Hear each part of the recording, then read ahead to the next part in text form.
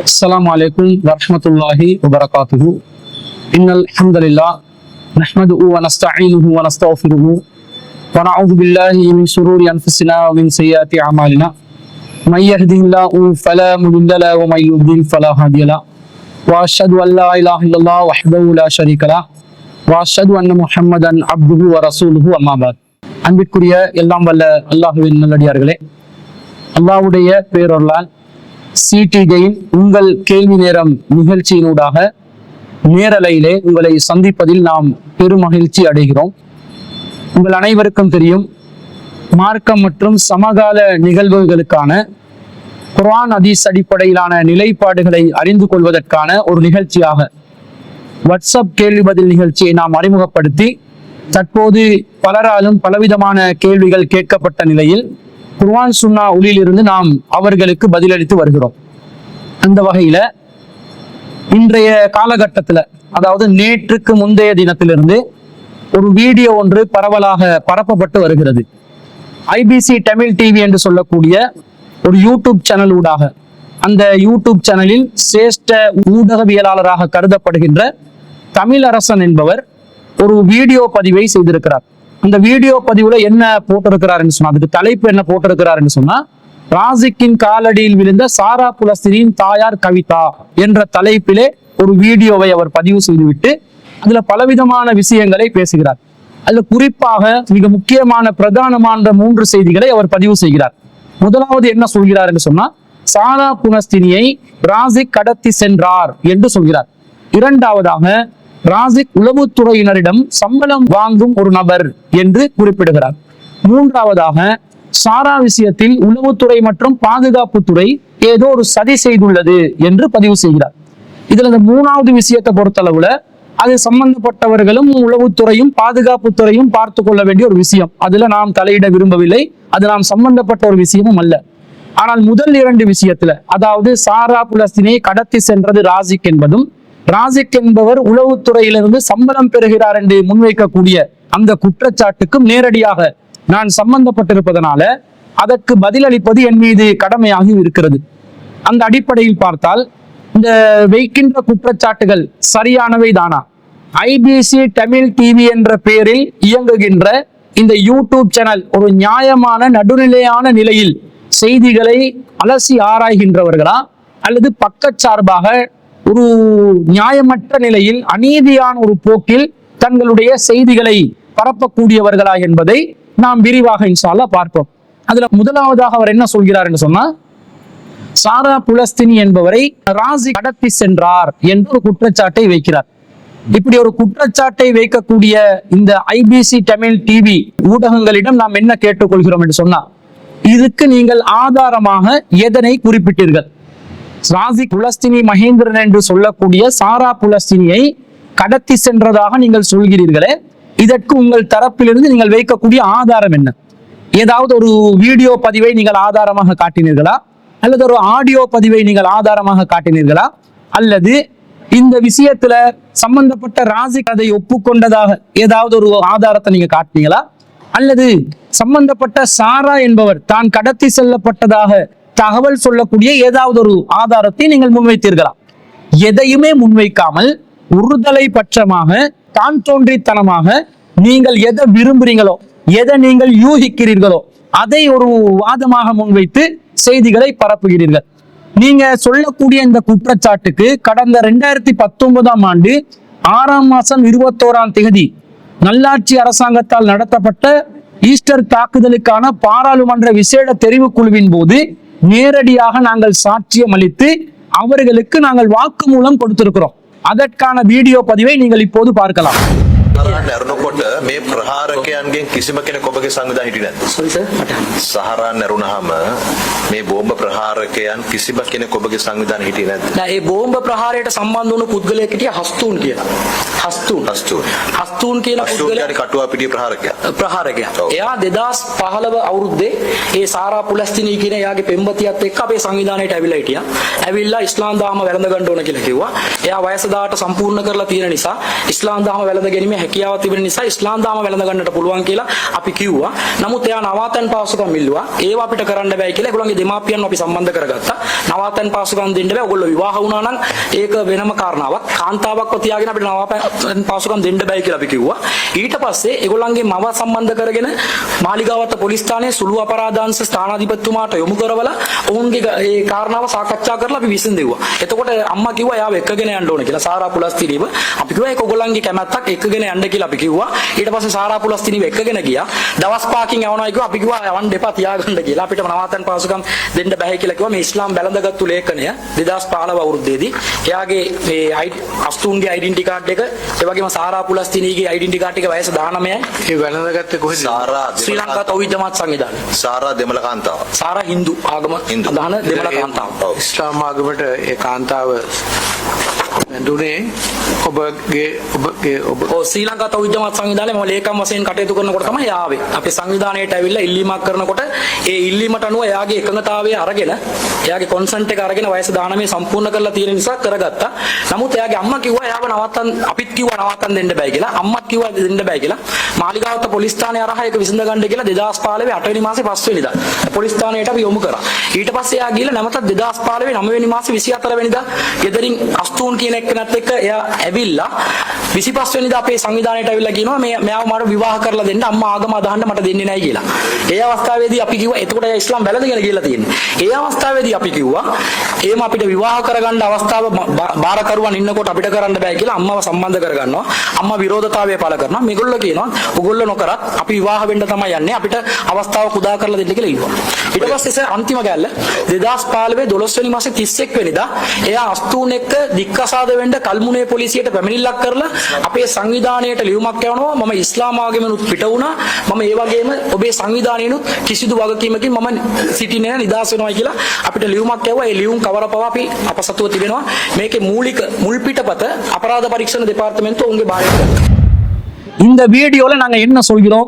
சாரா என்பவருடைய இந்த இஸ்லாத்தை தழுவிய விஷயத்தில் என்ன நடந்தது, அவர்கள் பிறகு நம்முடைய அமைப்பை விட்டும் இஸ்லாத்தை விட்டும் எப்படி வெளியேறி சென்றார்கள் என்பதை தெள்ள தெளிவாக சிங்கள மொழியிலே நேரடியாக அது நேரலையாக பதிவு செய்யப்பட்ட ஒரு சாட்சியம் விசாரணை, அதிலே நாங்கள் தெளிவான ஆதாரங்களோடு குறிப்பிட்டிருக்கிறோம்.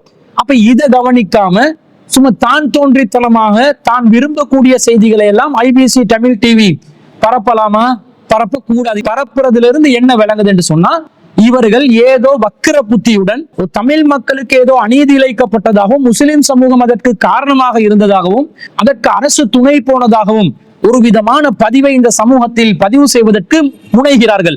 இது முற்றிலும் முழுதான தவறான கண்டிக்கத்தக்க ஒரு செய்தி என்பதை நாங்கள் இந்த இடத்திலே சொல்லிக் கொள்கிறோம்.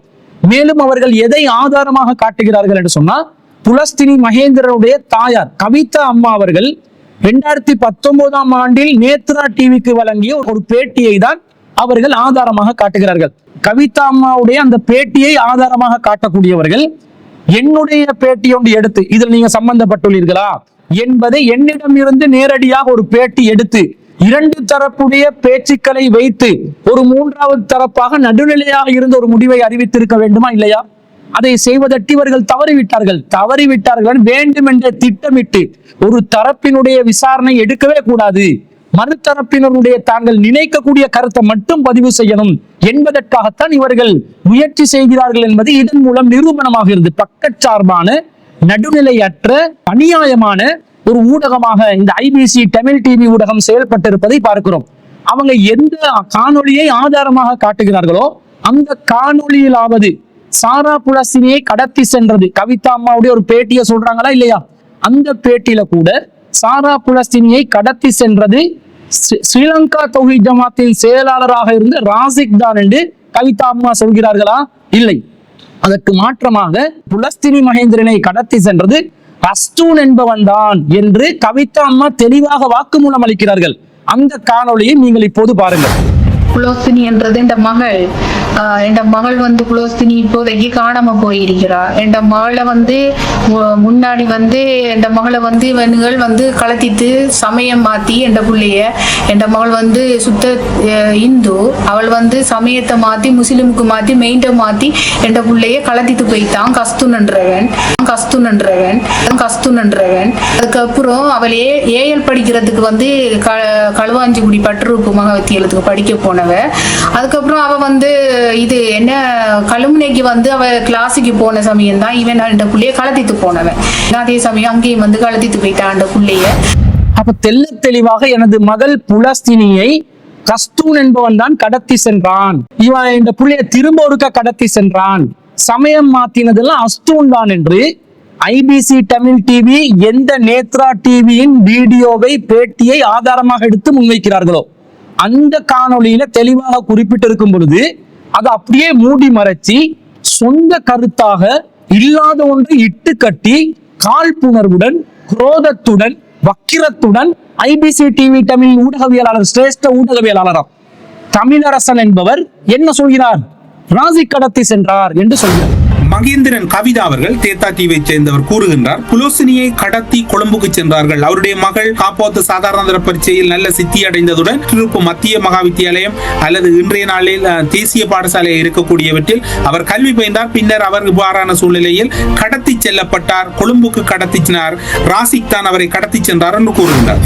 எந்த அளவுக்கு ஒரு அநியாயமான போக்கு! உங்களுடைய சமூகத்துக்கு ஒரு பாதிப்பு இருப்பதனால் அந்த பாதிப்புக்காக வேண்டி நாங்கள் நியாயம் கேட்க போகிறோம் என்ற நோக்கத்திலே நீங்கள் இதை பேசுவதாக இருந்தால் உங்களுடைய அந்த பேச்சில் அந்த அறிக்கையில் ஞானமான ஒரு பார்வை இருக்க வேண்டுமா இல்லையா? எது ஆதாரமா காட்டுறாங்களோ அதுல இல்லாத ஒன்றை உள்டாவாக மாத்தி அஸ்தூன் கடத்தி சென்றதாக கவிதா அம்மா சொல்லும் பொழுது ராசி கடத்தி சென்றார் என்ற ஐபிசி தமிழ் டிவி இங்கே பகிரங்கமாக இத்தனை கோடி மக்கள் மத்தியிலே அதை பரப்புகிறார்கள் என்று சொன்னால் எப்படிப்பட்ட ஒரு அயோக்கியத்தனமாக இருக்கு. ஊடக அயோக்கியத்தனத்தை இந்த ஐபிசி தமிழ் டிவி செய்திருப்பதை நாங்கள் இதன் மூலம் தெல்ல தெளிவாக நிரூபணம் ஆகுகிறது.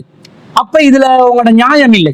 ஒரு செய்தியை பதிவு செய்யறாங்க, தன்னுடைய இனத்துக்காக ஒரு நியாயம் கிடைக்க வேண்டும் என்று நினைத்து இன்னொரு இனத்தவரில் இன்னொரு சமூகத்தை சேர்ந்த ஒருவருடைய தலையில் அபாண்டமாக அவதூறாக இட்டுக்கட்டி பழி சுமத்தும் ஒரு நிலையில் நீங்கள் போராடினால் உங்களுடைய அந்த கோரிக்கைகளுக்கு போராட்டத்துக்கு நியாயம் கிடைக்குமா?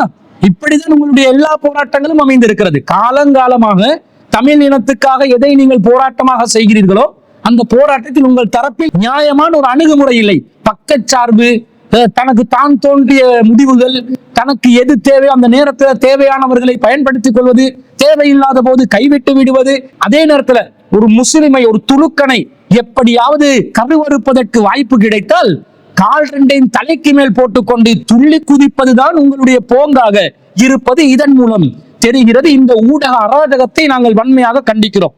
ராசி கடத்தி சென்றதாக சொல்கிறாரே, கடத்தி சென்ற ஒருவராக நான் இருந்தால் போலீஸ் நிலையத்துக்கு சாரா புலஸ்தீனியை நான் ஆஜர்படுத்தி இருப்பேனா? அப்படி ஆஜர்படுத்தி கடத்தி சென்ற ஒருவரை போலீஸ் நிலையம் ஊடாக ஒரு தீர்க்கமான முடிவுக்குத்தான் வர வேண்டும் என்ற ஒரு நிலைக்கு கொண்டு வருவோமா? கடத்தி செல்பவர்கள் எல்லாம் போலீசில் புகார் செய்து முறைப்பாடு செய்து வாக்குமூலம் அளித்துதான் கடத்தி செல்வார்களா? கொஞ்சமாவது மூளை இல்லையா? சிந்திக்கிறது இல்லையா? அப்ப கடத்தி சென்றதா ஒரு புறம் சொல்லிக்கொண்டு மாளிகாவத்த போலீஸ் நிலையத்தில் வைத்து இவர்கள் பேச்சுவார்த்தை நடத்துறாங்க என்று அதே ஊடகம் சொல்கிறது. கவிதா அம்மாவுடைய அந்த பேச்சிலும் அது வருகிறது. அப்ப நீங்க இதை எப்படி முரண்பட்டு சொல்லலாம்? கடத்தி சென்று இருந்தால் சாரா புலஸ்தீனி அவர்கள் 2015ஆம் ஆண்டு 8ஆம் மாசம் 4ஆம் தேதி இந்த காலகட்டத்தில் நம்முடைய அமைப்பாக இருந்த ஸ்ரீலங்கா தௌஹீத் ஜமாத் தலைமையகத்திற்கு வந்திருக்கும் நேரத்தில், அப்போது நான் அந்த அமைப்பின் செயலாளராக கடமையாற்றுகிறேன். வந்த நேரத்தில் புலஸ்தீனி மகேந்திரனை நாங்கள் தனியாக பொறுப்பெடுக்க முடியாது. இஸ்லாத்துக்கு வருவதாக இருந்தால் 18 வயசு பூர்த்தியாக இருந்தால் இஸ்லாத்துக்கு யாருக்கும் வரலாம், யாராலும் வற்புறுத்தாத நிலையில் தானாக விரும்பி வரலாம். சாரா புலஸ்தீனி விரும்பிதான் வந்தார். அதற்கான ஆதாரம் சான்றுகள் நம்மிடம் இருக்கிறது. அதை நாங்கள் சம்பந்தப்பட்ட பாதுகாப்பு துறையினருக்கெல்லாம் ஒப்படைத்திருக்கிறோம். அப்ப விரும்பி வந்த ஒருவரை நாங்கள் என்ன செய்ய முடியாது? விரட்டி அடிக்க முடியாது. அந்த வகையில இஸ்லாத்தை ஏற்றுக்கொள்வதற்கான, இஸ்லாத்தை தழுவுவதற்கான ஏற்பாடுகளை செஞ்சு கொடுத்தோமே தவிர, அது அவர்களுடைய விருப்பத்தோடு செஞ்சு கொடுத்தோமே தவிர, அந்த பிள்ளையை நாங்க எங்களோட கைவசத்துல வைத்துக் கொள்ள வேண்டும், அந்த பிள்ளையை நாங்க ஏதோ ஒரு விதத்தில் பயன்படுத்தி கொள்ள வேண்டும் என்பது நம்முடைய நோக்கமாக இருந்திருந்தால் அந்த கவிதா அம்மாவுடைய குடும்பத்தாருக்கு, சாரா புலஸ்தீனின் குடும்பத்தாருக்கு இங்க உங்களோட மகள் வந்திருக்கிறாங்க, உங்களுடைய மகளுடைய விஷயத்துல ஒரு முடிவெடுக்கணும், அவசரமா வாங்கண்டு நான் அந்த குடும்பத்துக்கு அழைப்பு கொடுத்து அழைப்பேனா, அந்த குடும்பத்துக்கு தகவல் கொடுப்பேனா? கடத்தி வந்தவரே, உங்களோட மகளை இந்த இடத்துக்கு தான் கடத்தி வந்திருக்கிறோம், எனவே வந்து நீங்க கூட்டிட்டு போங்கன்னு சொல்லுவோமா? நான் அப்ப தெளிவாக இந்த நேரத்தில் அவர்களுடைய குடும்பத்தை அணுகி அவர்களை தொடர்பு கொண்டு உங்களுடைய மகளார் வந்திருக்கிறார், குடும்பத்தில் ஒருவர் வந்திருக்கிறார், கவிதா அம்மாவுடைய சகோதரன் பார்த்திபன் என்பவருக்கு போன் போட்டு இவர்கள் இப்படி இஸ்லாத்தை தழுவுவதற்காக வந்திருக்கிறார்கள்.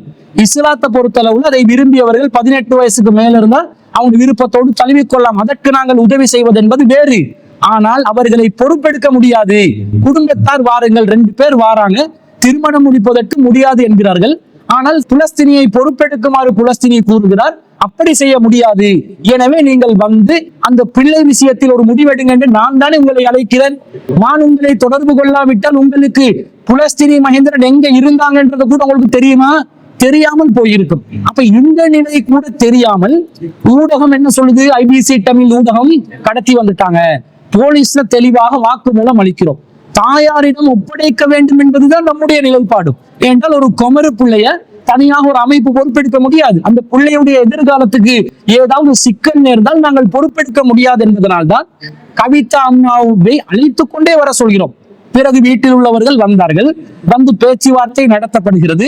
ஐபிசி தமிழ் டிவி ஊடகம் சொல்கிறது கவிதா அம்மா அவர்கள் ராசிக்கின் காலில் விழுந்து அழுதார்கள், அப்போதும் அந்த சாராவை கவிதா அம்மாவிடம் ஒப்படைக்கவில்லை என்று ஐபிசி தமிழ் டிவி சொல்கிறது. ராசிக்கினுடைய காலில் அவர் விழுந்து அழுததாகவும் தன்னுடைய மகளை விடும்படி கேட்டதாகவும் புலோசினியின் தாயார் அல்லது சாரா ஜஸ்மினின் தாயார் கவிதா கூறுகின்றார். இப்படி நீங்கள் சொல்கிறீர்களே, அந்த காட்சியை நீங்கள் பார்த்தீர்களா? நீங்க உங்களோட கண்ணால பார்த்துதான் காலில் விழுந்து ஒப்படைக்கல என்ற முடிவுக்கு வந்தீர்களா? இல்ல கவிதா அம்மா சொல்றாங்க அதனால நாங்க அதை சொல்றோம் என்று சொன்னா, கவிதா அம்மா சொல்வது ஒருதலைபட்சமான ஒரு முடிவு, அடுத்த தரப்புல என்ன நடந்துச்சுன்னு கேட்கறது இல்லையா? என்னுடைய காலில் சாரா புலஸ்தீனியோ கவிதா அம்மாவோ ஒருபோதும் விழவில்லை. அப்படி விழுவதை இஸ்லாம் அனுமதிக்கவும் செய்யாது. யாராவது எங்களோட காலில் விழுந்தா நாங்க ஒதுங்கி தூரமாகிடுவோம், இப்படி எல்லாம் விழ முடியாதுன்னு கண்டிப்போம். அப்படி யாரும் யாருடைய காலிலும் விழவில்லை. மாறாக என்ன நடக்குது? அந்த தாயார் தன்னுடைய மகள் வேண்டும் என்கிறார்கள், மகள் இஸ்லாத்திலே இருக்க வேண்டும் என்கிறார்கள். நாங்களே நியாயமான மனசாட்சியோட என்ன முடிவெடுக்கிறோம்? 2 பேரும் இணைந்து இருப்பதில் எங்களுக்கு எந்த ஒரு தலையீடும் செய்ய முடியாது. அவர்கள் தாயும் பிள்ளையும் என்ற அந்த உன்னதமிக்க உறவில் இருக்கிறார்கள். எனவே 2 பேரும் தாராளமாக நீங்க ஒரு பேசி முடிவெடுங்க என்று அவர்களை நம்முடைய நூலகத்திலே பேசவிட்டு நாம் வெளியே செல்கிறோம். அப்ப சாரா புலஸ்தீனியுடைய குடும்பத்தாரும் கவிதா அம்மாவும் புலஸ்தீனி மகேந்திரன் ஆகிய சாராவும் இருந்து ஒரு பேச்சுவார்த்தை நடத்துறாங்க.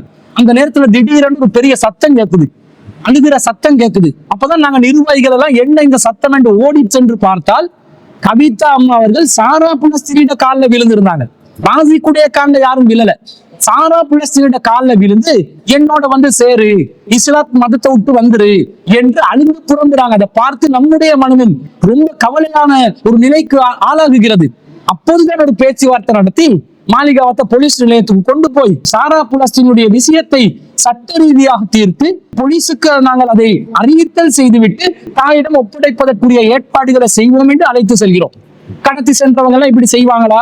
கடத்தி சென்றவங்க எல்லாம் இப்படி போலீஸா அணுகுவார்களா? அந்த குடும்பத்தாரோட ஒரு நல்ல முடிவு எடுக்கட்டும் என்று பேச்சுவார்த்தைக்கு இடம் கொடுப்பார்களா?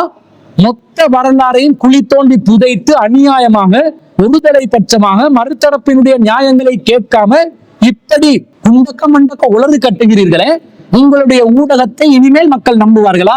இப்படி பொய்யும் புரட்டும் அண்ட புருகுகளையும் அவிழ்த்து விடக்கூடிய ஊடகமாக செயல்படக்கூடிய இந்த ஐபிசி தமிழ் டிவி ஊடகத்தை நாங்கள் இந்த விஷயத்திலே வன்மையாக கண்டிக்கிறோம். இன்னும் சொல்ல போனால் ஒரு தாயிடம் அந்த மகனை நாங்கள் ஒப்படைத்து விடுகிறோம். அந்த மகள் சொல்கிறார் 5 நாட்களுக்கு மாத்திரம் செல்வேன் என்று. தாய் கேட்கிறார் 15 நாட்களுக்கு வருமாறு கேட்கிறார். என்னிடம் மாளிகாவத்த போலீஸ் நிலையம் வாக்குமூலம் கேட்கின்ற இடத்தில் நான் என்ன சொல்கிறேன்? காலாகாலத்துக்கு நீங்க கொண்டு போங்க, எங்களுக்கு எந்த பிரச்சனையும் இல்லை. இஸ்லாத்தை தழுவுவது என்பது வேறு, ஒரு பெண்ணை பொறுப்பெடுப்பது என்பது வேறு. இது பொறுப்பெடுக்கிற வேலை நமக்கு செய்ய முடியாது. அவங்க தாராளமாக தாயுடன் இருக்கட்டும் என்றுதானே அவர்களிடம் ஒப்படைக்கிறோம். அப்போ உங்ககிட்ட ஒப்படைத்த பிறகு மீண்டும் 9ஆம் மாசம் 25ஆம் தேதி வீட்டுல இருந்து அவங்க என்ன செய்யறாங்க? ஓடி வர்றாங்க. ஆரம்பத்துல ஹஸ்தூன் என்பவனுடன் 8ஆம் மாசம் 4ஆம் தேதி ஓடி வர்றாங்க. இரண்டாவதாக 9ஆம் மாசம் 24ஆம் தேதி மீண்டும் ஒரு முறை ஓடி வர்றாங்க. கவிதா அம்மா என்ன செஞ்சு கொண்டு இருந்தீங்க? ஒரு பொம்பளை புள்ளைய பெற்றா வளர்க்க தெரியாதா? அந்த பொம்பளை புள்ளைய ஒரு கட்டுப்பாடோட வளர்ப்பதற்கு நீங்கள் தவறிவிட்டு ஏற்கனவே ஒரு தடவை அவ வீட்டை விட்டு ஓடி போயிட்டா, போலீஸ் மூலமாக மகளை மீண்டும் ஒப்படைக்கப்பட்டிருக்கிறது. இரண்டாவது தடவை நீங்க யோசிச்சு மிக கட்டுப்பாடு அந்த பிள்ளைய வளர்க்கணுமா இல்லையா? அவங்க வைத்தியசாலைக்கு போனாங்களா, டாக்டர் அப்பாயின்மெண்ட் எடுத்தாங்களா, திரும்பி வந்து பார்த்தாங்களா, புலஸ்தீனிய காணமா, மீண்டும் ஓடிட்டாங்களா? நல்ல கதை விடுறீங்களே. தன்னுடைய மகளை வளர்ப்பதற்கு கவிதா அம்மா தவறிவிட்டு அடுத்தவர்கள் கடத்தி சென்றார்கள் என்று குற்றச்சாட்டு வைப்பது எந்த வகையில் நியாயம்? என்ன மனசாட்சி? முழுக்க முழுக்க வெளிநாட்டுல வாழ்க்கையை கழிக்கிறது, தன்னுடைய பொம்பளை பிள்ளைய யாரோ ஒரு குடும்பத்தில் ஒருத்தர் கிட்ட ஒப்படைக்கிறது, என்ன நடக்குது ஏது நடக்குதுன்றது கவனிக்கிறது இல்ல. ஓடி போன உடனே எவன் எடுத்துட்டு ஓடினானோ, எவன் வந்து அவங்களுக்கு அடைக்கலம் கொடுத்தாங்களோ அவங்க மேல அவதூறு அள்ளி பரப்புறது, குற்றச்சாட்டை சுமத்துறது, இதுதான் உங்களுடைய நிலையாக இருக்கிறது. எனவே இந்த விஷயத்துல எந்த கடத்தலும் நடக்கவில்லை.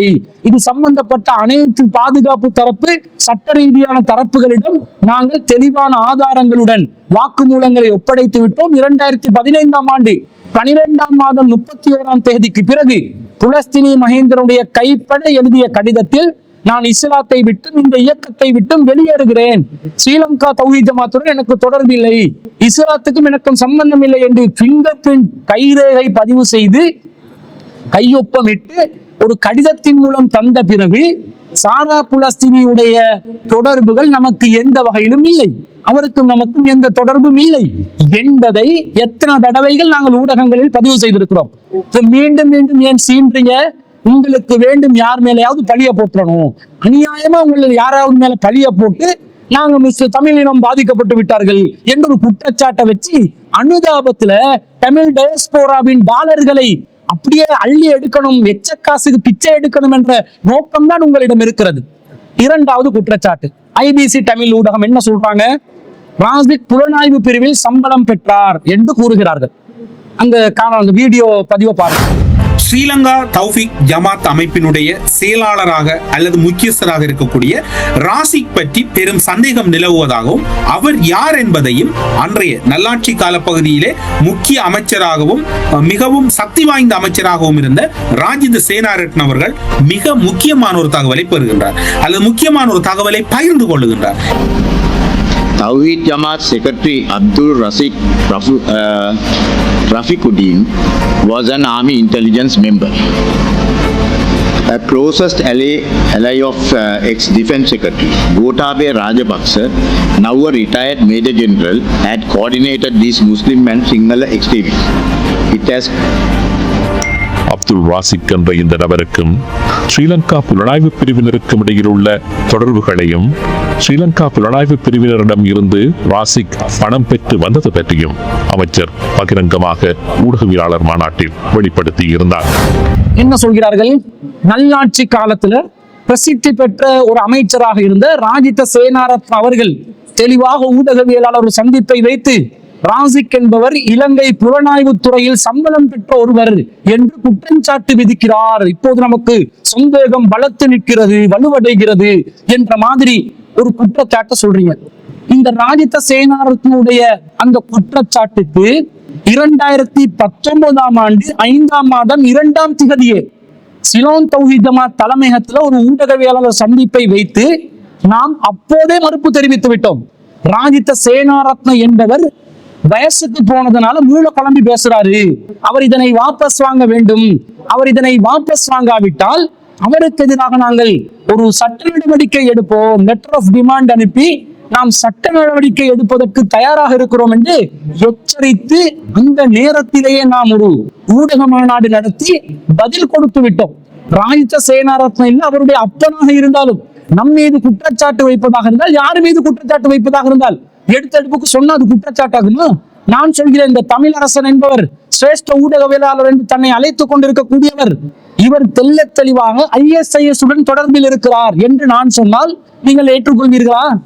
முஸ்லிம் தீவிரவாதிகளுடன் தொடர்பில் இருந்து முஸ்லிம்களுக்கும் தமிழர்களுக்கும் மத்தியிலே ஒரு போர் முனையை ஏற்படுத்துவதற்காகத்தான் இவ்வாறு வீடியோ பேசுகிறார் என்று நான் சொன்னா ஒத்துக்கொள்வீர்களா?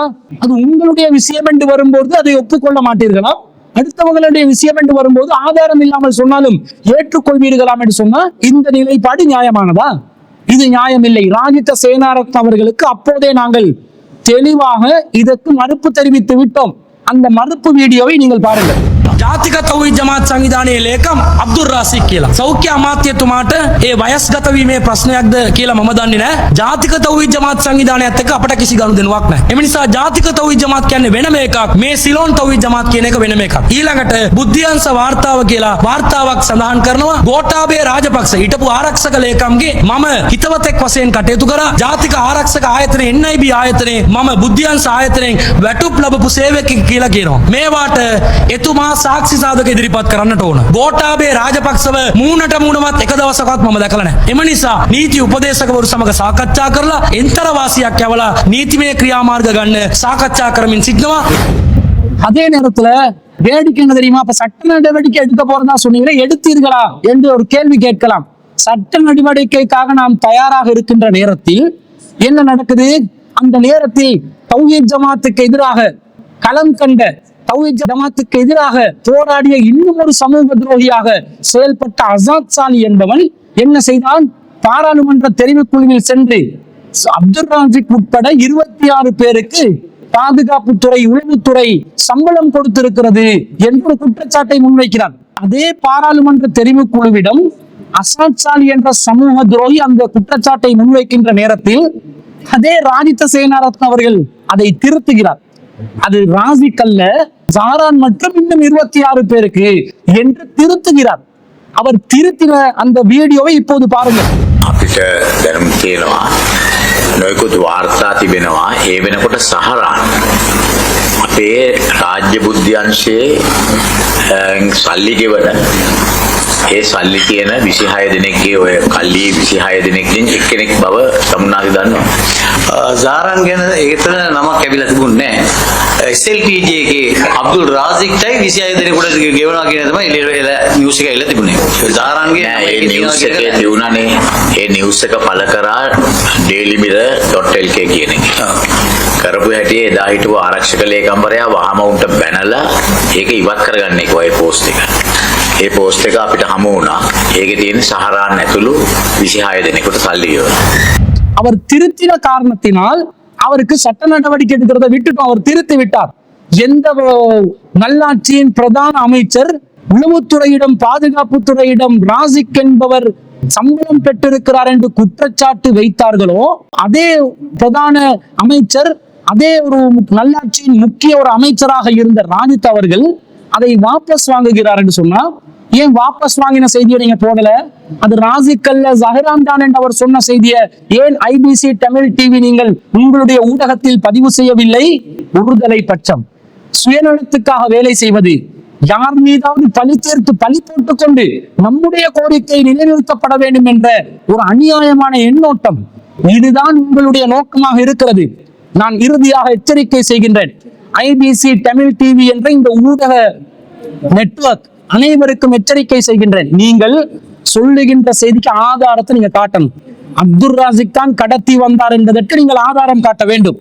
அப்துல் ராசிக் உளவுத்துறையிடமிருந்து சம்பளத்தை பெற்றுக் கொண்டார் என்பதற்கு நீங்கள் ஆதாரத்தை காட்ட வேண்டும்.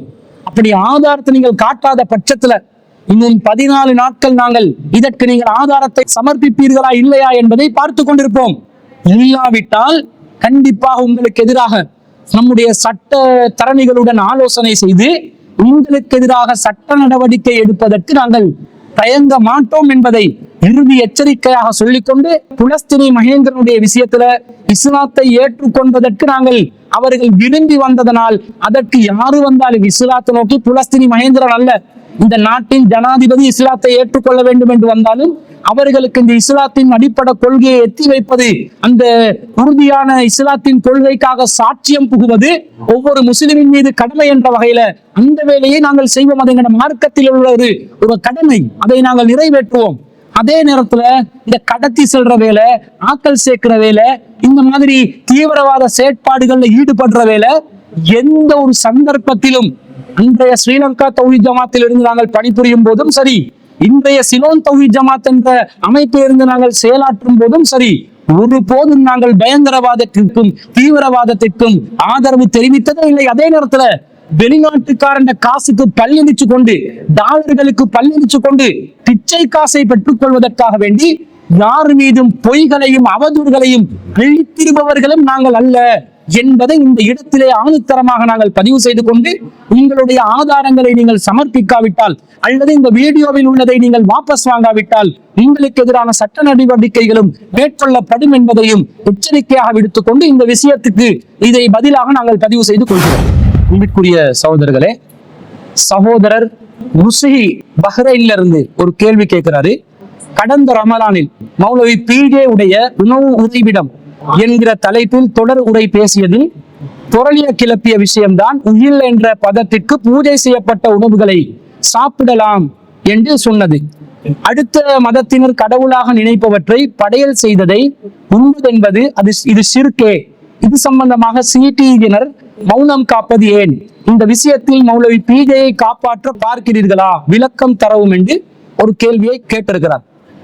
அன்பிற்குரிய சகோதரர்களே, அறிஞர் PJ அவர்களை பாதுகாக்கணும், அவரை தூக்கி பிடிக்கணும், அவருக்கு கூஜா தூக்கணும் என்ற மாதிரி ஒரு நோக்கத்துல நாங்க செயல்படுறதாக இவர் மட்டுமல்ல பலரும் நினைக்கிறார்கள். இந்த விஷயத்துல அவர்களுடைய எண்ணங்களை அவங்க மாற்றிக்கொள்ளணும். அறிஞர் PJ மட்டுமல்ல, எந்த ஒரு அறிஞராக இருந்தாலும் குர்ஆன் சுன்னாவில் இருந்து சரியான ஆதாரங்களோட வாதங்களோட தங்களுடைய கருத்துக்களை முன்வைப்பார்கள் என்று சொன்னால் அதை ஏற்று செயல்படுத்துவதற்கு நாம் தயாராக இருக்கிறோம். அதே நேரத்துல அறிஞர் PJ உட்பட எந்த அறிஞராக இருந்தாலும் தான் சொல்லுகின்ற மார்க்க விஷயங்களுக்கு குர்ஆன் சுன்னாவில் இருந்த ஆதாரங்களை காட்டாமல் மனோ இச்சையின்படி தீர்ப்பளிப்பார்கள் என்று சொன்னா அதை ஒருபோதும் ஏற்றுக்கொள்வதற்கு நாங்கள் தயாராக இல்லை என்பது முதலாவது நம்முடைய அடிப்படை. அல்லாஹ் திருக்குர்ஆன் என்ன சொல்றான்? ஃபபஷிர் இபாதி, நம்முடைய அடியார்களுக்கு நற்செய்தி சொல்லுங்கள். அல்லதீன யஸ்தமிஊனல் கௌல, அவர்கள் சொல்லை செவிமடுப்பார்கள். ஃபயத்தபிஊன அஹ்ஸனா, அதிலே அழகானதை பின்பற்றுவார்கள் என்று அல்லாஹ் திருக்குர்ஆன்ல சொல்கிறார். இப்ப இதுதான் அடிப்படை, இதுதான் உசூல். எந்த நபர் சொன்னாலும் எதை சொன்னாலும் குர்ஆன் சுன்னாவில் இருந்து ஆதாரத்துடன் சொன்னால் ஏற்றுக்கொள்வோம், ஆதாரம் இல்லாத விடுத்து அதை புறக்கணிப்போம். அறிஞர் PJ அவர்களுடைய விஷயத்துல அவர் எந்த கருத்தை முன்வைத்தாலும் அதற்கு அக்கு வேறாக ஆணி வேறாக ஆதாரங்களை சமர்ப்பிப்பார். அவர் கொண்டுள்ள அந்த ஆதாரங்களை அழகான முறையில் விளக்குவார். அதற்கான அந்த தொடர்பை அவர் எடுத்து காட்டுவார். அந்த வாதத்திலே அவர் நிலைத்து நிற்பார். அதற்கு எதிராக வரக்கூடிய வாதங்களை முறியடிப்பார். இந்த நிலையில் ஒருவர் கருத்து சொல்வார் என்று சொன்னா அந்த கருத்து சரியாக இருக்கும் பொழுது அதை ஏற்றுக்கொண்டால் நாங்கள் அறிஞர் PJ அவர்களை தக்லீத் செய்ததாக ஆகாது. அது குர்ஆன் சுன்னாவில் உள்ள ஒரு விஷயத்தை ஏற்றுக்கொண்டதாகத்தான் ஆகும். இந்த உஹில் என்ற விஷயத்துல அவர் விளக்கம் கொடுத்தாரே, அந்த கொடுத்த விளக்கத்துக்கு மறுப்பு தெரிவித்தவர்கள் உருப்படியான ஏதாவது மறுப்பு தெரிவித்தார்களா? என்ன மறுப்பு தெரிவிக்கிறாங்க? இவ்வளவு காலம் நாங்க இப்படி சொன்னோம், அன்று இப்படி சொன்னோம், இன்று இப்படி சொல்கிறோம் என்பதை ஒரு மறுப்பாக தெரிவிக்கிறார்கள்.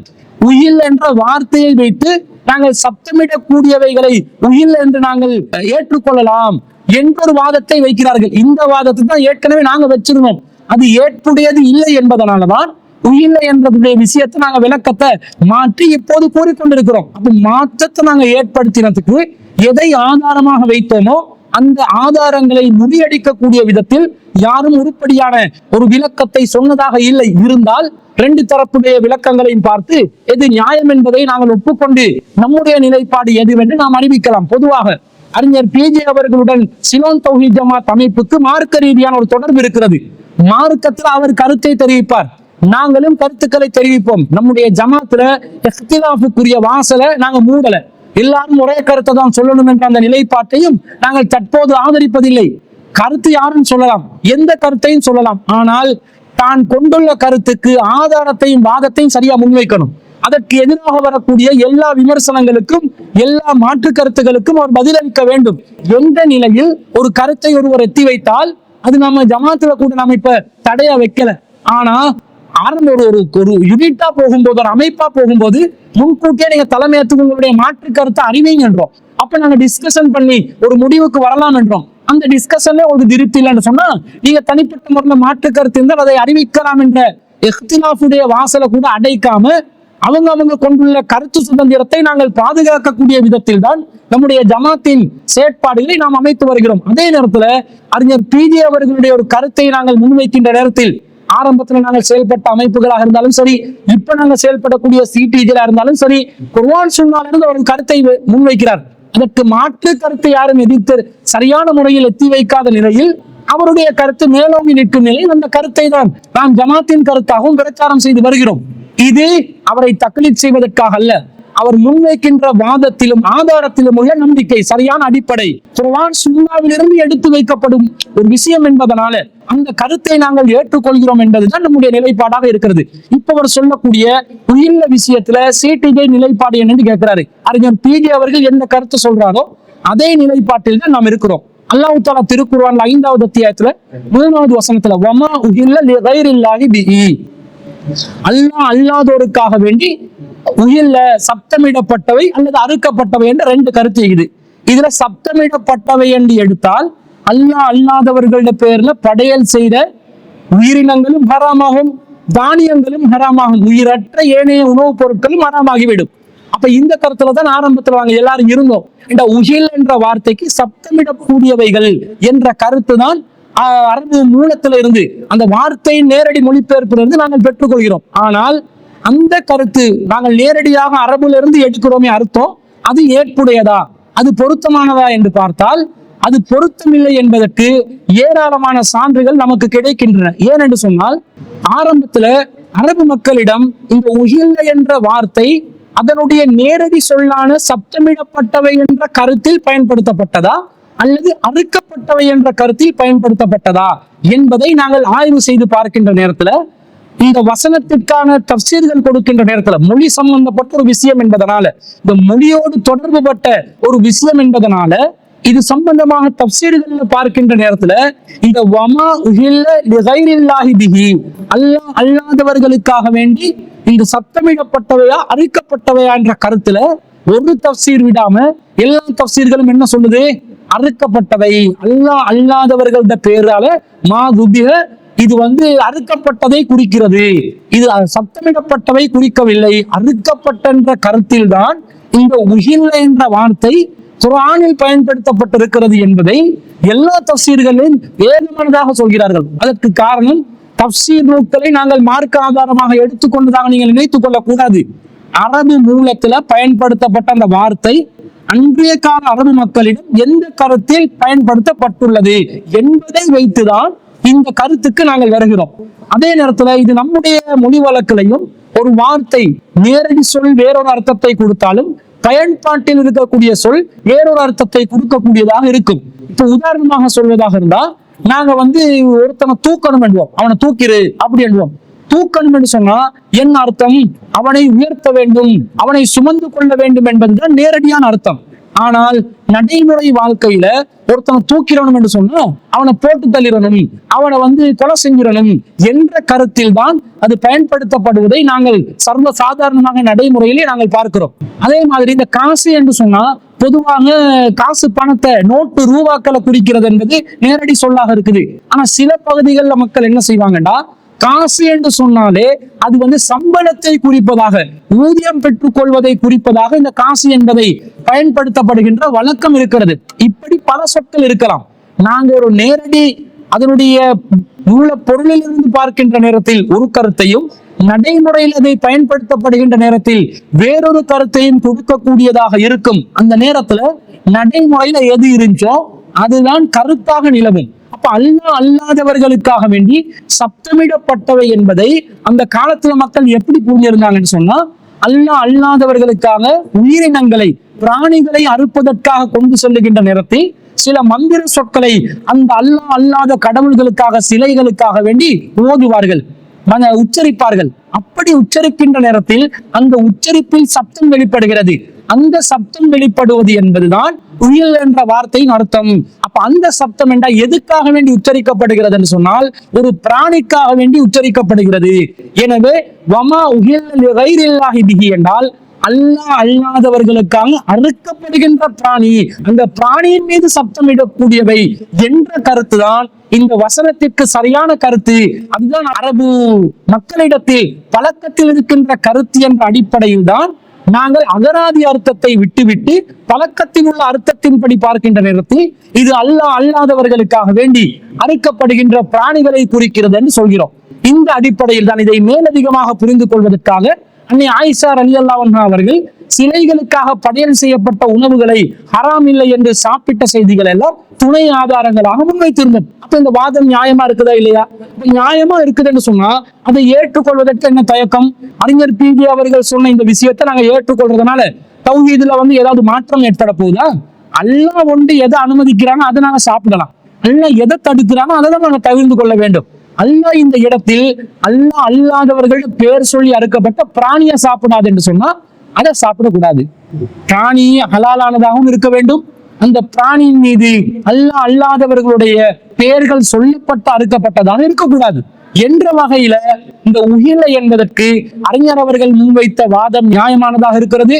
அந்த வாதத்திற்கு இதுவரைக்கும் மறுப்பு தெரிவிக்கக்கூடியவர்கள் ஒரு முறையான சரியான மறுப்பை தெரிவிக்கவில்லை. உதாரணமாக இந்த உகிலை என்பது சப்தமிடக்கூடியவைதான், அது மாமிசம் அல்லாத உணவுகளுக்கும் பொருந்தும் தான் என்பதை நிறுவக்கூடிய விதத்தில் ஏதாவது ஒரு வாதத்தை முன் வச்சாங்கன்னா எந்த ஒரு வாதமும் எந்த ஒரு ஆதாரமும் அவர்களிடம் காணப்படவில்லை. இந்த வார்த்தையை மட்டும்தான் தொங்கி பிடிக்கிறாங்க. வார்த்தையை தொங்கி பிடிப்பதாக இருந்தால் ஆமா சத்தமிடப்பட்டது. எதற்கு சத்தமிடப்பட்டது? பிராணிகளின் மீது சத்தமிடப்பட்டவை. பிராணிகளின் மீது சத்தமிடப்பட்டவை என்றால் அந்த பிராணிகள் தான் ஹராமாகுகிறது. எனவே ஏனைய பொருட்கள், அது தானியமாக இருந்தால், உணவுப் பொருட்களாக இருந்தால், அல்லாதவர்களோட பேர்ல நீங்கள் படையல் செய்தாலும் அந்த உணவுல எந்த மாற்றமும் ஏற்பட போறதில்லை.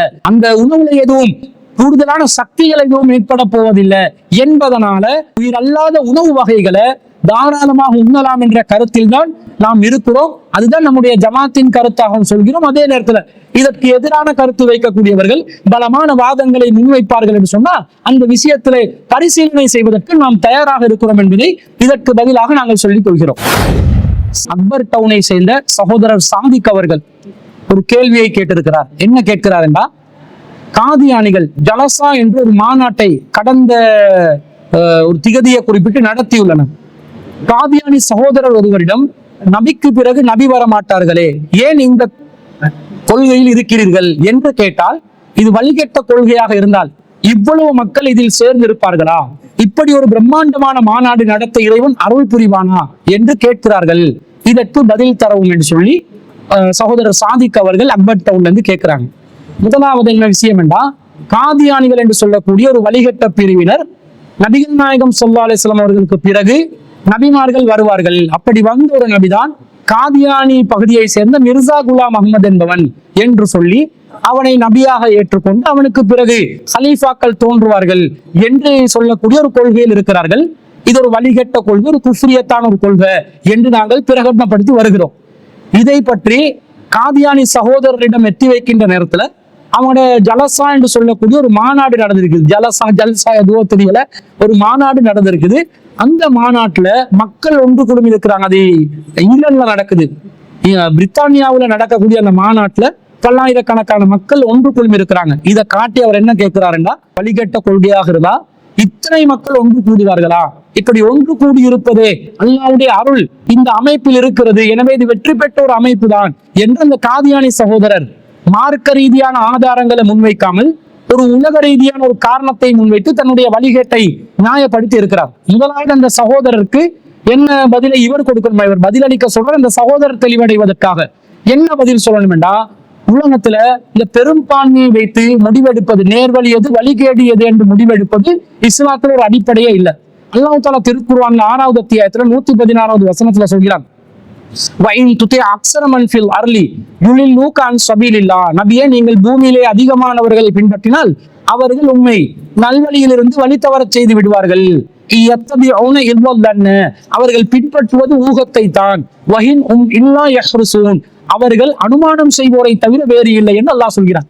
அல்லாஹ் குர்ஆன் என்ன சொல்றான்? நபிகள் நாயகத்துக்கு உலகத்தில் உள்ள பெரும்பான்மையை நீங்க பின்பற்ற போனீங்கன்னா உங்களை வழிகெடுத்துருவாங்க, நீங்க சத்திய பாதையிலிருந்து சருகி விடுவீர்கள், அவங்க யூகத்தை பின்பற்றக்கூடியவர்கள், அனுமானம் செய்பவர்கள் என்று அல்லாஹ் சொல்கிறான்.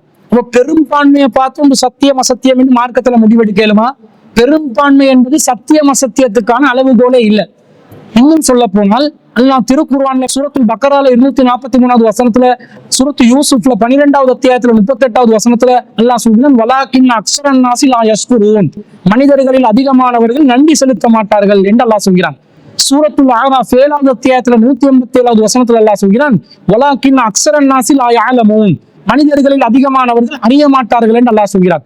அதே போன்று சூரத்துல் ஹூத் 11வது அத்தியாயத்துல 17வது வசனத்துல அல்லாஹ் சொல்கிறான் வலாக்கின் அக்ஸரன் நாஸி லா யுமினூன், மனிதர்கள் அதிகமானவர்கள் நம்பிக்கை கொள்ள மாட்டார்கள். அதே போன்று அல்லாஹ் 12வது அத்தியாயத்துல 103வது வசனத்துல அல்லாஹ் சொல்கிறான் வமா அக்ஸருன் நாஸி வலவ் ஹரஸ்த முஃமினீன், நபியே நீங்க எவ்வளவு பேராசப்பட்டாலும் மனிதர்களில் அதிகமானவர்கள் ஈமான் கொள்ள மாட்டார்கள் என்று அல்லாஹ் சொல்கிறான். அதே போன்று சூரத்து யூசுப் 12வது அத்தியாயத்துல 21வது வசனத்துல 68வது வசனத்துல 40வது வசனத்துல 16வது அத்தியாயம் சூரத்து நஹ்ல 38வது வசனத்துல அல்லாஹ் சொல்றான் வலாக்கின் அக்ஸரன் நாஸி லா யஅலமூன், மனிதர்களில் அதிகமானவர்கள் அறிய மாட்டார்கள் என்று ஏராளமான சான்றுகளை மனிதர்கள் அதிகமானவர்கள் விளங்க மாட்டாங்க, நம்பிக்கை கொள்ள மாட்டாங்க, நன்றி செலுத்த மாட்டாங்க, அறிய மாட்டாங்கன்னு அல்லாஹ் சொல்கிறான். பெரும்பான்மையை வைத்து ஒரு முடிவெடுப்பது என்பது அது குர்ஆனுக்கு மாற்றமானது. அதுவே வழிகேட்டுக்கு நம்மை இட்டு செல்லும் என்பதை அந்த காதியானி சகோதரருக்கு பதிலாக சொல்லிக் கொள்ள வேண்டும். அடுத்ததாக இவர்களுடைய கொள்கை சரியா பிழையா என்பதை எதை வைத்து நாங்கள் முடிவு செய்ய வேண்டும் என்றால், குர்ஆன் ஹதீஸ்ல நபித்துவம் சம்பந்தமாக என்ன சொல்லப்படுகிறது, இறுதி நபி சம்பந்தமாக என்ன சொல்லப்படுகிறது என்பதை வைத்துதானே முடிவெடுக்க வேண்டும். அந்த அடிப்படையில பார்த்தா நபிகள் நாயகம் ஸல்லல்லாஹு அலைஹி வஸல்லம் அவர்களுக்கு பிறகு நபிமார்கள் யாரும் வரமாட்டார்கள் என்று அல் குர்ஆனும் சுன்னாவும் சொல்கிறது. ஆனா இந்த காதியானிகள் என்ன சொல்கிறார்கள் என்று சொன்னா 1835ஆம் ஆண்டுல பிறந்த, அதே மாதிரி 1908ஆம் ஆண்டுல இறந்த இந்த மிர்சா குலாம் அகமது என்பவர், காதியானி பகுதியை சேர்ந்த மிர்சான் குலாம் அகமது என்பவர் நபிகள் நாயகத்துக்கு பின்னாடி ஒரு நபியாக வந்தார் என்று நம்புகிறார்கள். இது நேரடியாக அல் குர்ஆனுக்கு மாற்றமாக இருக்கிறது. அல்லாஹ் தஆலா 7வது அத்தியாயத்துல 158வது வசனத்துல யா அய்யுஹன் நாஸ், மனிதர்களே இன்னி ரசூலுல்லாஹி இலைக்கும் ஜமீஅன், நான் உங்கள் அனைவருக்கும் அல்லாஹ்வின் தூதர் என்று அல்லாஹ்வின் தூதர் ஸல்லல்லாஹு அலைஹி வஸல்லம் சொல்றாங்க. அப்ப கியாமத் நாள் வரைக்கும் உள்ள மனிதர்களுக்கு முஹம்மது நபி ஸல்லல்லாஹு அலைஹி வஸல்லம் தான் தூதராக இருப்பார்கள். அப்ப வேறு யாரும் நபி வர வேண்டிய அவசியம் இல்லை, தூதர் வர வேண்டிய அவசியம் இல்லை. அதே போன்று 21வது அத்தியாயத்துல 107வது வசனத்துல அல்லாஹ் சொல்றான் வமா அர்சல்னாக இல்லா ரஹ்மத்தல் லில் ஆலமீன், நபியே உங்களை நான் இந்த உலகத்தாருக்கு அருட்கொடையாகவே தவிர அனுப்பவில்லை. அப்ப அல்லாஹ்வின் தூதர் தான் உலகத்தாருக்கு அருட்கொடை. அப்ப கியாமத் நாள் வரைக்கும் உள்ள மக்களுக்கு அருளாக நேர்வழி காட்டக்கூடியவர் நபிகள் நாயகம் தான் என்பது இதன் மூலம் விளங்குகிறது. அதே போன்று 34வது அத்தியாயத்தில் 28வது வசனத்தில் அல்லாஹ் சொல்கிறான் வமா அர்சல்னாக இல்லா காஃபத்தன் லின்னாஸ், நபியே உங்களை மனித குலம் அனைவருக்கும் நபியாக அனுப்பியிருக்கிறோம். பஷீரம் வனதீரா, நற்செய்தி சொல்பவராக, எச்சரிக்கை செய்பவராக. வலாக்கின் அக்ஸரன் நாஸி லா யஅலமூன், ஆனால் அதிகமான மக்கள் விளங்க மாட்டார்கள் என்று சொல்லி அல்லாஹ் சொல்கிறார். அதே போன்று 25வது அத்தியாயத்துல 1வது வசனத்துல தபாரக்கல்லதி நஸ்ஸலல் ஃபுர்கான அலா அப்திஹி லியகூன லில் ஆலமீன நதீரா, அல்லாஹ் தனது அடியாருக்கு இந்த ஃபுர்கானை அருளினானே அவனுக்கே எல்லா பாக்கியமும். அவன் எத்தகையவர் என்றால் மக்கள் அனைவருக்கும், அகிலத்தார் அனைவருக்கும் எச்சரிக்கை செய்பவராக இந்த நபியை அனுப்பி இருக்கிறார் என்று சொல்லி ஏராளமான குர்ஆன் வசனங்கள் ரசூலுல்லாஹ் தான் கியாமத் நாள் வரைக்கும் நபி என்றதை உறுதிப்படுத்துகிறது. அதே போன்று நபி ஸல்லல்லாஹு அலைஹி வஸல்லம் அவர்கள் சஹீஹுல் புகாரியிலே 335வது செய்தியில ஜாபிர் இப்னு அப்துல்லா ரலியல்லாஹு அன்ஹு அவங்க அறிவிக்கக்கூடிய செய்தியில ரசூலுல்லாஹ் சொல்றாங்க வகான நபியு யுபஅசு இலா கௌமிஹி ஹாஸா, ஒவ்வொரு நபியும் தன்னுடைய சமுதாயத்துக்காக ஹாஸாவாக அனுப்பப்பட்டுள்ளார், அந்த சமூகத்துக்கு மட்டும் நபியாக அனுப்பப்பட்டுள்ளார்.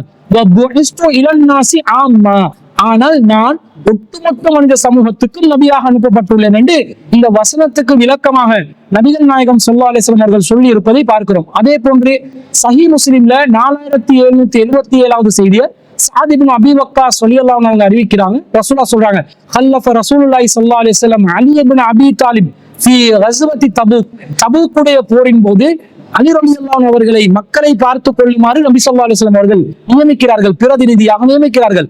அப்ப அலி ரலியல்லாஹு அன்ஹு கேக்குறாங்க யா ரசூலல்லாஹ் துஹல்லிஃபுனி ஃபி நிசாஇ வஸ்ஸிபியான், பெண்களையும் சிறுவர்களையும் பார்ப்பதற்காகவே என்னை நீங்கள் பிரதிநிதியாக நியமிக்கிறீர்கள் என்று கேட்ட நேரத்துல ரசூலுல்லாஹ் சொல்றாங்க அமா தர்லா அன் தகூன மின்னி பி மன்சிலத்தி ஹாரூன மின் மூசா, அலியே நீங்க மூசாவுக்கு ஹாரூன் எந்த இடத்தில் இருந்தாரோ அந்த மாதிரி எனக்கு நீங்கள் இருப்பதை நீங்கள் விரும்பவில்லையா, என்னுடைய ஒரு பிரதிநிதியாக இருப்பதை நீங்கள் விரும்பவில்லையா என்று சொல்லிவிட்டு ஆனால் ஒரு விஷயத்தை புரிந்து கொள்ளுங்கள், எனக்கு பிறகு எந்த நபியும் இல்லை என்று நபி ஸல்லல்லாஹு அலைஹி வஸல்லம் சொல்றாங்க. அப்ப எந்த நபியும் இல்லைன்னு சொன்ன பிறகு மிர்சா குலாம் அஹ்மத் எப்படி நபியாக ஆக்குவாங்க, அது வழிகட்ட சிந்தனையாக வருகிறது. அதே போன்று அபூ ஹுரைரா ரலியல்லாஹு அன்ஹு அவர்கள் அறிவிக்கக்கூடிய ஒரு செய்தி புகாரிலே 3455வது செய்தியாக பதிவு செய்யப்படுகிறது. அதுல என்ன வருது, கானத் பனு இஸ்ராயீல தசூசுஹுமுல் அன்பியா, பனு இஸ்ரவேலர்களை நபிமார்கள் தான் பராமரித்து வந்தார்கள், நபிமார்கள் தான் அவர்களுக்கு நிர்வகிப்பவர்களாக இருந்தார்கள். ஹலக்க நபியுன் ஹலஃபஹு நபியுன், ஒரு நபி மரணித்து விட்டால் இன்னொரு நபி அவருக்காக வேண்டி நியமிக்கப்படுவார். வ இன்னஹு லா நபிய பஅதி, ஆனால் எனக்கு பிறகு எந்த ஒரு நபியும் கிடையாது. வஸயகூனு குலஃபாஉ ஃபயக்ஸுரூன், ஆனால் எனக்கு பிறகு ஹலீஃபாக்கள் தான் வருவார்கள், அவர்கள் அதிகமானவர்களாகவே இருப்பார்கள் என்று நபி ஸல்லல்லாஹு அலைஹி வஸல்லம் சொன்னதுல இருந்து நபிக்கு பிறகு எந்த நபியும் இல்லை, ஹலீஃபாக்கள் வேண்டும் என்றால் வரலாம் என்ற செய்தியை இந்த செய்திகள்ல இருந்து பார்க்கிறோம். அப்ப காதியானிகள் என்ன சொல்றாங்க தெரியுமா? மிர்சா குலாம் அகமது நபிக்கு பிறகு வந்த நபி என்றாங்க. அப்ப நபி என்று சொல்றீங்களே, இந்த இத்தனை குர்ஆன் வசனங்களுக்கும் இத்தனை ஹதீஸ்களுக்கும் மாற்றமாக அவரை நபி என்று நீங்க சொல்றீங்களே, அவருக்கு வந்த வேதம் என்ன? அவருக்கு வந்து வேதத்தை நீங்கள் எடுத்து காட்டுவீர்களா? மிர்சா குலாம் அகமது ஒரு நபி என்று அவருக்கு வேதம் வந்திருக்கிறோம். எல்லா நபிமார்களுக்கும் நல்ல வேதம் கொடுத்திருக்கிறார். மிர்சா குலாம் அகமதுக்கு வந்த வேதம் என்ன? அந்த வேதத்துக்கு அவர் விளக்கமா சொன்ன நூட்கள் என்ன? அவருடைய மிர்சா குலாம் அகமதுடைய ஹதீஸ்கள் என்ன? அவைகளை பட்டியல் போட்டா காமலீலைகளும் முரண்பாடுகளும், ஒரு பெண்ணை திருமணம் முடிப்பதற்காக அலைந்து திரிந்த கதைகளும், ஒருவனை தன்னுடைய பகைவனை பழித்தீர்ப்பதற்காக இந்த மார்க்கத்தை பயன்படுத்தி கொண்ட விதத்தையும், ஆங்கிலத்தில் வகி வந்ததும், அது வந்து இலக்கண முரண்பாடுகளுடன் வந்ததையும் என்று ஏராளமான குளறுபடிகளை நாங்கள் பார்க்கிறோம். அப்ப அது வகியா? வகி என்றா தெளிவாக இருக்கும். அவருக்கு இங்கிலீஷ்ல வகி வந்துச்சாம், வேகமா வகி வந்துதான், அதனால அந்த வகியில கிராமட்டிக்கல் மிஸ்டேக் வந்துச்சாம் என்றெல்லாம் உணரி கற்ற அளவுக்கு வகியை ஒரு குழப்பமாக சொல்லக்கூடிய ஒருவரை நபி என்று கொண்டிருப்பது எவ்வளவு பெரிய ஒரு வழிகேடு, எவ்வளவு பெரிய ஒரு குஃப்ரியத்தான காரியம் என்பதை நாங்கள் விளங்க வேண்டும். ஆனா இவங்க என்ன சமாளிக்கிறாங்க தெரியுமா? மிர்சா குலாம் அகமது நபியா வந்துட்டாரு, சரி, அதற்கு பிறகு யாரு நபி என்று கேட்டா அதற்கு பிறகு நபி வர மாட்டாங்க, அதற்கு பிறகு ஹலீஃபாக்கள் வருவாங்க என்று சொல்கிறார்கள். அவர்களுடைய முக்கியமான ஒருவர், அந்த காதியான அமைப்பை சேர்ந்த உசூராக இருக்கக்கூடிய ஒரு தலைவர் ஒருவர், அவர் சொல்லக்கூடிய அந்த செய்தியை பாருங்கள். ஒரு தூதருடைய நபிமார்களுடைய அந்த அந்தஸ்தை இந்த உலகிலே நிலைத்திருக்க செய்வதற்காக, நிழல் வடிவில் அதனை நிலைநிறுத்துவதற்காக அல்லாஹு தஆலா खलीफाக்களை खुलाफाக்களை ஏற்படுத்துகிறார். तो इसी वजह से खुदा ताला ने खिलाफत को तजवीज किया ताकि दुनिया कभी और किसी जमाना में बरकाते रिसालत के मालूम है. எனவே இதன் காரணமாகத்தான் அல்லாஹு தஆலா खिलाफत அமைப்பை ஏற்படுத்தி இருக்கின்றார். இதனுடைய நோக்கம் என்னவென்றால், இந்த உலகம் ஒருபோதும் நபிமார்களுடைய அந்த அருளிலிருந்து பேரிழந்து விடக்கூடாது என்பதற்காக. அவர் என்ன சொல்கிறார்? அந்த நபித்துவத்தின் நிழலை இந்த உம்மத்தில் அல்லாஹ் நிலை நிறுத்துவான். அப்ப நபிக்கு பிறகு நபி வர மாட்டார் என்றது இஸ்லாத்தோட கொள்கை. இப்ப ரசூலுல்லாஹ்க்கு பிறகு ஒரு நபி வர முடியாது. ஆனா ரசூலுல்லாஹ்க்கு பிறகு மிர்சா குலாம் அகமது நபியா வருவாராம். சரி, மிர்சா குலாம் அகமதுக்கு பிறகு யாராவது நபியா வருவாரான்னு கேட்டா அது நபி வரமாட்டாங்க. யாரு வருவாங்களா? நபித்துவத்தின் நிழல், அதற்கு பிறகு அவருடைய நிழலாக நுபுவத்தின் நிழல் இந்த உம்மத்துல நிலை நிறுத்தப்படும் என்று அதற்கு குலஃபாக்கள் அல்லாஹ் ஏற்படுத்துவான் என்று சொல்கிறார்கள். அதுக்கு அவங்க எதை ஆதாரமா காட்டுறாங்கன்னு சொன்னா, ரசூல் ஸல்லல்லாஹு அலைஹி வஸல்லம் சொல்லக்கூடிய ஒரு செய்தி அஹ்மதுல 17680வது செய்தியா பதிவு செய்யப்பட்டிருக்கிறது. அதுல ரசூலுல்லாஹ் சொல்றாங்க, தகூனு நுபுவத ஃபீக்கும் மாஷா அல்லாஹு அன் தகூன, இந்த நுபுவத்து அல்லாஹ் எவ்வளவு காலம் உங்கள் மத்தியிலே நிலை பெற வேண்டும் என்று அல்லாஹ் நாடுவானோ அவ்வளவு காலம் நிலை பெறும். சும்மா யர்ஃபா இதாஷான, பிறகு அல்லாஹ் அதை உயர்த்துவான், அல்லாஹ் நாடும் போது அதை உயர்த்தி விடுவான். சும்ம தகூனு ஹிலாஃபத்துன் அலா மின்ஹாஜின் நுபுவா, வாசகத்தை கவனியுங்கள். பிறகு அல்லாஹ் குலஃபாக்களை, ஹலீஃபாவை, ஹிலாஃபத்தை ஏற்படுத்துவான். அலா மின்ஹாஜின் நுபுவா, நுபுவத்தின் ஒளியிலிருந்து, வழியிலிருந்து அல்லாஹ் ஏற்படுத்துவான். ஃபதகூனு மாஷா அல்லாஹ் அன் தகூன, பிறகு அது நிலை பெறும் காலம் எல்லாம் அல்லாஹ் நாடும் அளவுக்கு நிலை பெறும். பிறகு சும்ம தகூனு முல்கன் வால்லன் ஃபயகூனு மாஷா அல்லாஹ் ஐயகூன, பிறகு மன்னராட்சி இடம்பெறும். ஆனா அந்த மன்னர் நல்லவரா இருப்பாரு, ஆனா மன்னராட்சி நிலை பெறும், அது அல்லாஹ் நாடும் அளவுக்கு நிலை பெறும். பிறகு சும்ம தகூனு முல்கன் ஜபரியத்தன், பிறகு அல்லாஹ் அடக்குமுறை செய்யக்கூடிய ஒரு மன்னராட்சியை ஏற்படுத்துவான். ஃபதகூனு மாஷா அல்லாஹ் அன் தகூன, அல்லாஹ் நாடிய காலம் வரைக்கும் அது நிலை பெறும் என்று சொல்லிட்டு கடைசியா ரசூலுல்லாஹ் சொல்றாங்க, சும்ம தகூனு கிலாஃபத்தன் அலா மின்ஹாஜின் நுபுவா, பிறகு மீண்டும் நுபுவத்தின் வழியிலிருந்து ஒரு ஹிலாஃபத் ஏற்படும் என்ற ஒரு செய்தியை வந்து சும்மா சக்கத்த, பிறகு நபிகள் நாயகம் அமைதி அடைந்தார்கள் என்ற ஒரு செய்தி வருகிறது. இதை காட்டி மின்ஹாஜுன் நுபுவா, நபிகள் நாயகத்தின் அந்த நுபுவத்தின் ஒளியிலிருந்து ஒரு ஹிலாஃபத் ஏற்படும் என்று சொன்னார்களே, அந்த ஹிலாஃபத் தான் இது காதியானிகளுடைய ஹிலாஃபத். இந்த ஹிலாஃபத்தின் ஹலீஃபாவாகத்தான் காதியானிகளின் உசூர் தலைவர் இருக்கிறார், அவர்தான் அந்த ஹலீஃபா.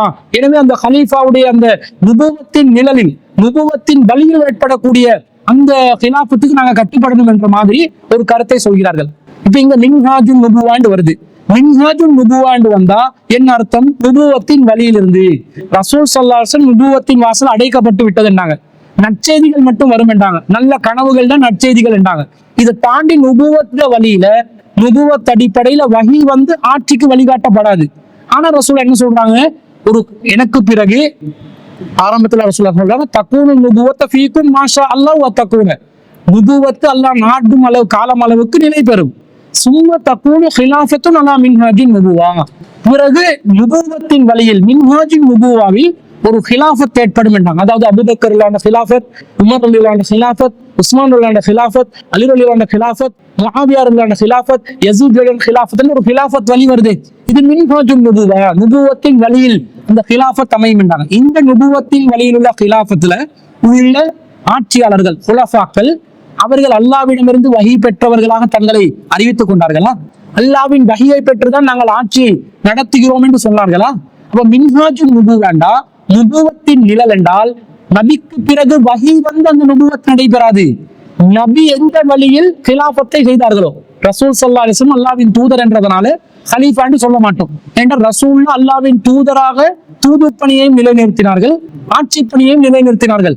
ரசூல்லா செஞ்ச ஆட்சி பணி என்ற அந்த பகுதியை ரசூல்லாவுக்கு பிறகு அந்த ரசூல்லாவுடைய நுபுவத்தின் அடிப்படையில் ரசூல்லா செஞ்சாங்களே ஆட்சி, அந்த நிழல்ல யாரு செய்வார்களோ அவர்கள் தான் நேர்வழி பெற்ற ஹலீஃபாக்கள் என்று இதன் மூலம் அல்லாஹ் சொல்கிறான். இந்த ஹலீஃபாவை தானே அல்லாஹ் சொல்கிறான். இதை தாண்டி இவங்களுக்கு வஹி வந்து வஹி மூலம் மக்களை ஆட்சி செய்கின்ற, மக்களை வழிநடத்துகின்ற ஒரு ஹலீஃபாவை பற்றி அல்லாஹ் சொன்னானா? சொல்லவில்லை. மாறாக இவங்க என்ன செய்யறாங்கன்னு பாருங்க.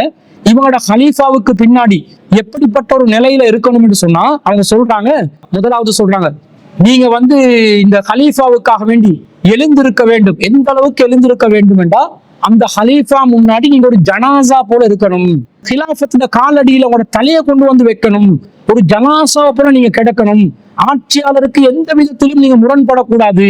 மொத்தமா ஒரு ஷேக் முன்னாடி ஒரு புரட்டப்படுகின்ற ஜனாசாவை போன்று நீங்கள் ஆக வேண்டும் என்று இந்த காதியானிய மதத்தினுடைய உஸ்தாத் உசூர் அவர்கள் சொல்லும் அந்த காணொலியை பாருங்க.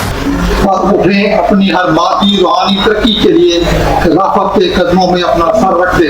எனவே நீங்கள் எழுந்திருங்கள், உங்களுடைய உலகளாவிய மற்றும் ஆன்மீக எல்லா முன்னேற்றங்களுக்காகவும் நீங்கள் खिलाफत अहमदियाவின் காலடிகளின் மீது உங்களுடைய தலையை வையுங்கள்.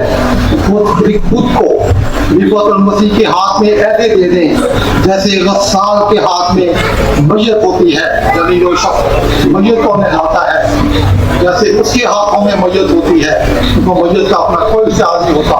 वो कुछ उल्टे पलटे दाएं करे बाएं करे, जहाँ चाहे जिस चाहे दौड़े, उसका अपना ख्याल मैयत का खत्म हो जाता है। ऐसे ही हमें अपने आप को खिलाफत के हाथों में दे देना चाहिए और जैसे चाहे जिस चाहे हम उससे काम लें। அவர்கள் கூறுகின்றார்கள், எனவே நீங்கள் எவ்வாறு உங்களை கிலாபத்தின் கீழ் கொடுத்து விட வேண்டும் என்றால், ஜனாதாவை மையத்தை குளிப்பாட்டுகின்றவருடைய கையில் மையத்தை எவ்வாறு இருக்கின்றதோ அவ்வாறு நீங்கள் கிலாபத்தின் கையில் உங்களை கொடுத்து விட வேண்டும். மையத்தை குளிப்பாட்டுகின்றவர் அந்த மையத்தை விரும்பியவாறு அவர் அதனை அங்கு திருப்பலாம், இங்கு திருப்பலாம், அந்த மையத்தை மாற்றலாம், கையை உயர்த்தலாம், எது வேண்டும் என்றாலும் அந்த மையத்தில் அவர் அதாவது செய்ய முடியும். அந்த ஜனாதாவுக்கு எந்த ஆற்றலும் இருக்காது. அதே போன்று நீங்கள் உங்களை முழுமையாக கிலாபத்தில் ஒப்படைத்து விடுங்கள்.